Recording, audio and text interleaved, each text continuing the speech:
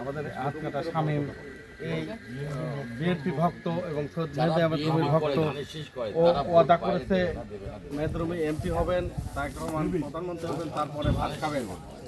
এই ওয়াদায় বদ্ধ হয়ে নির্বাচন করে বেড়াচ্ছেন। খুকসা কুমারখালী সমস্ত জায়গায় নিজের টাকা দিয়ে মাইক কিনেছেন, এই মাইক দিয়েও প্রচার করে বেড়াচ্ছেন, ধানের শীষে ভোট চাচ্ছেন সব জায়গায়। এই ছেলে যেদিন তারেক রহমান আসছে সেদিন থেকে ওয়াদাবদ্ধ, ও ভাত খাবে না, প্রধানমন্ত্রী হবেন তারপরে ভাত খাবেন।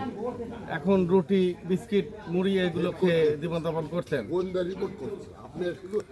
আমি বললে হবে? ওকে অসংখ্য ধন্যবাদ জানাই। এবং আমার এমপি সৈয়দ মেহেদী আহমেদ রুমি সাহেব এমপি হলে, মন্ত্রী হলে ওকে কিছু সুবিধা আমাকে ফোন করো। তুমি কিছু বলো। বলো।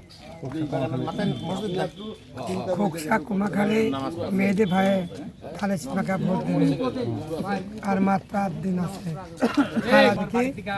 পারে সকাল সকাল ধানসিঁড়ি ভোট দেবে। মেহেদী রুমি ভালো লোক, মেয়েদের জয়ের মালা তারই হোক। মেয়েদের ভালো লোক, ধানসিঁড়ি ভোট দেবে। বলো। যেদিন তারেক রহমান যেদিন প্রধানমন্ত্রী হবে সেদিন ভাত খাবো, যেদিন মেহেদী রুমি এমপি হবে সেদিন ভাত খাবো।